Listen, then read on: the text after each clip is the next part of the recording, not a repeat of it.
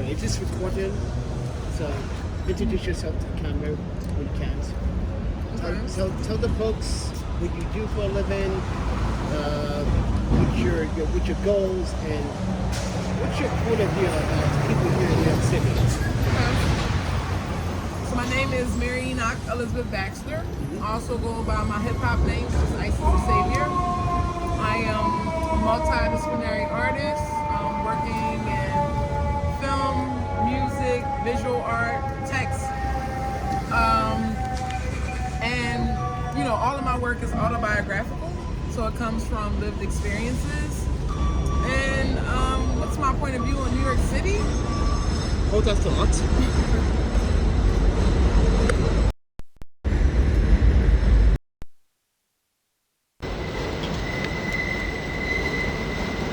Shoot.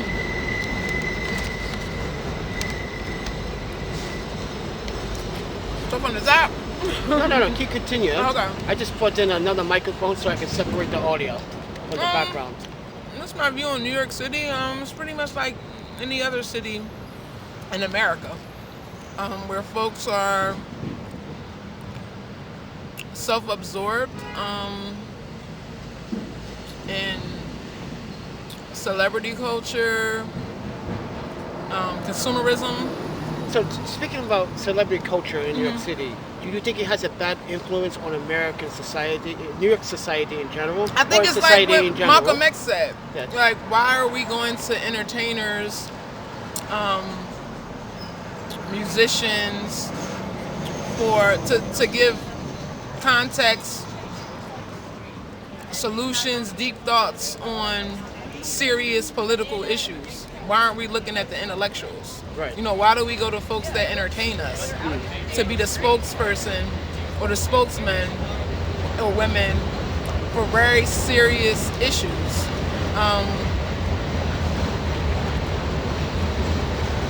So we were just talking about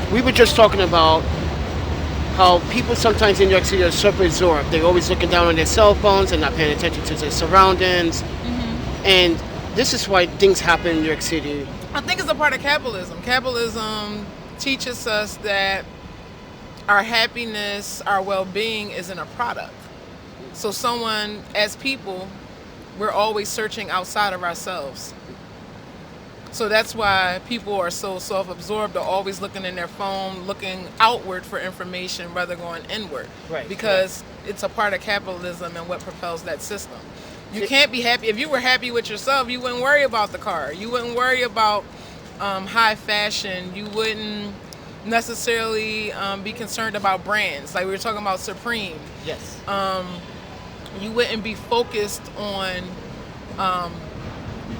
facial cream or makeup or the next, product. It's pretty much.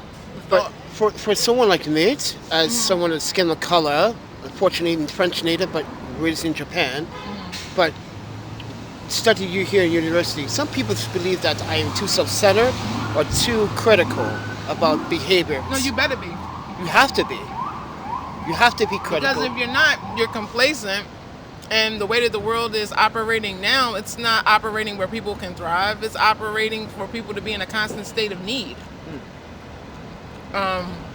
And that's not how nature intended nature intended for this planet to be interdependent and cooperative. But when we bring in capitalism and all of the foundational ideologies around creating scarcity, creating competition, it's like the antithesis. So, when you say antithesis, can you explain to some of the audience that don't understand that term? Which one? I hate to set. How you pronounce that? Antithesis. Antithesis. I have to know how to pronounce that. It's like it's a direct contradiction. Right. So it's easier for someone that doesn't understand it, because some people never heard that word before. Yeah, and that's why the newspaper is, usually written at a third grade level, because they want to have, they're trying to get as much information to as many people as possible. And unfortunately, America's education system is not an equitable system, and everybody's not getting the same education. But they can kind of, based on statistics, at like third grade reading level, folks can pretty much figure all this out. But they keep it at a third grade reading level because of all the things we mentioned. Well, I don't want to hold up with most of your time because you look like you're enjoying that burrito. And people know that Panda, someone in the background in my audience will probably say, is Panda actually eating a bowl of ramen right now while she's eating the burrito? And the answer is no. but I appreciate you coming on to my channel, my YouTube channel. It's also the Panda Photographer. Because you stopped to ask me a question about do I do film or a video. And the question is, I do video and I do film. But the problem is I don't do hip-hop videos anymore because they became such a nuisance with clients. Because they're selling products. You know what I mean? They're even selling products, or they're also perpetuating patriarchy. You know what I mean? Like, people think, But they don't want to pay the artist to do the work. That's hypocritical. No, they actually pay artists not to do the work. Because when you think about hip-hop and its inception, the reasons that it was such a powerful art form and was able to connect like globally was because people were approaching the art form from their heart. It was a way to get people to pay attention to stuff that they wouldn't otherwise pay attention. We're talking about poverty. We're talking about oppressive governments. Like, when we're looking at some of the pioneers of hip hop. Okay, so guys, if you want. But now that it's in the corporate arena, it's all about selling products. It's about my Gucci. It's about my Burberry. It's about the latest foreign car, and it's about also, objectifying women, which is integral to Western society and patriarchy. The way that women were dominated in their cultures, before. Rome, you can talk about, places in Europe, like women were looked at as property. Right. So, speaking of that, I have two questions. The first question is, the Supreme Court's ruling. I'm going to get your thoughts on that really quickly and go back to the hip-hop. And I wanted to explain this to the audience. So, what you're hearing today's music, that's not hip-hop. That is some type of rap. Products. Yeah, that's some type of selling products, perpetuating drug culture. Hip hop back in the 80s and 90s and 70s, 80s and 90s. And even some of the 2000s. Yes. There are artists out there that still do it. Yeah, they still do it. They're just not being played on the radio like that. Because it's not something. Think about it. Who funds the record companies? Trace the money. Yes, trace the money. You got old white men funding black dysfunction. See, the word goes around, lady buddy. And as far as the Supreme Court, and this ruling around abortion, and as a black woman in this body, the way that we entered this space was all types of reproductive injustices, like where your womb was pretty much a commodity that you didn't have access or control over. Like, they would have sex farms and have you procreate to make more children, to make more enslaved, people, so they can turn out more products and propel and perpetuate capitalism. So it's not a new issue, and we can even tie it into reproductive justice. For me and my social location as a black woman is also a mass incarceration issue, where you have generations of black people that are predestined for prison. And this starts in slavery and in bondage and in that capacity, and it's metamorphosized into, my friend Adam just explained that a couple of videos ago. I think it's about a couple years ago, about the injustice and unfair system, how blacks are literally like set up to be jailed or be criminalized for things that they never was committed of a crime, like just now. Right now, just what happened here. The homeless man was arrested and detained for no reason. And that's why it's so important to look at black feminist thinkers and women like Coretta Scott King, But she says in a quote, poverty is violence. It's one of the most violent systems known to man.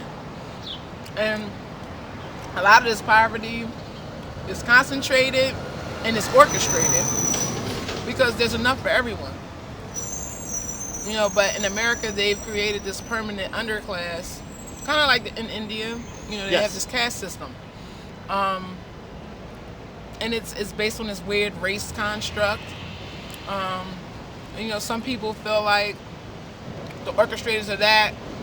Isn't that have to something to do with after the British actually left and then India became India and then Pakistan, you know, and like technically it was one big country at one point, but like in reality, don't you think that the British had something to do with of course, but it's all Muslims from right, but in it all, you know, the way that I see it, this dehumanizing of a certain people based on a phenotype or skin color, and stripping them of their quote-unquote humanity,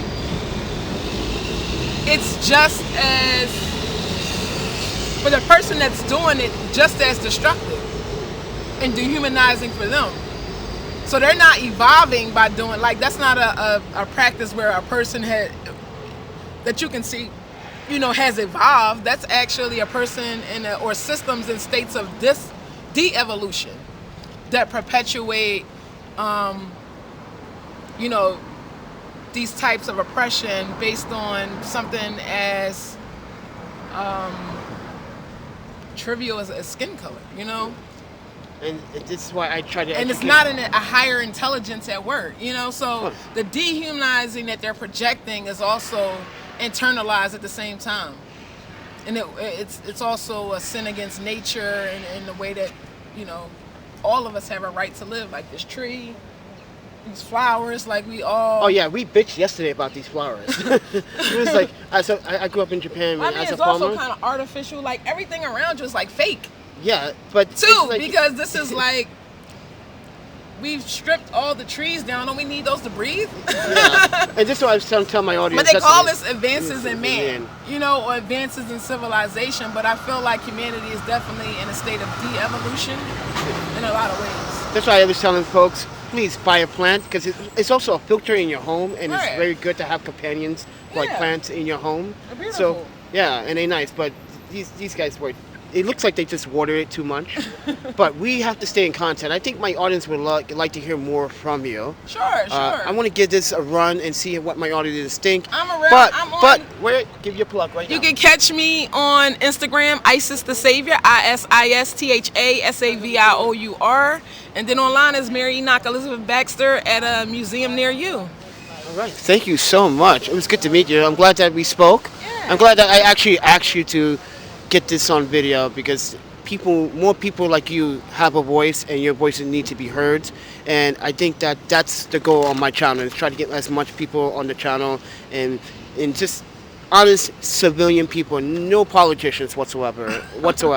We've done that. Activists. Yeah, we've done that activist work before. Not activists, activists, because they're actors. It's all a show. Yes, but you guys know I've been to the activist stage, and oh my pen, that's a I mean, because even that has become a thing of fame and monetization, and it's a circus.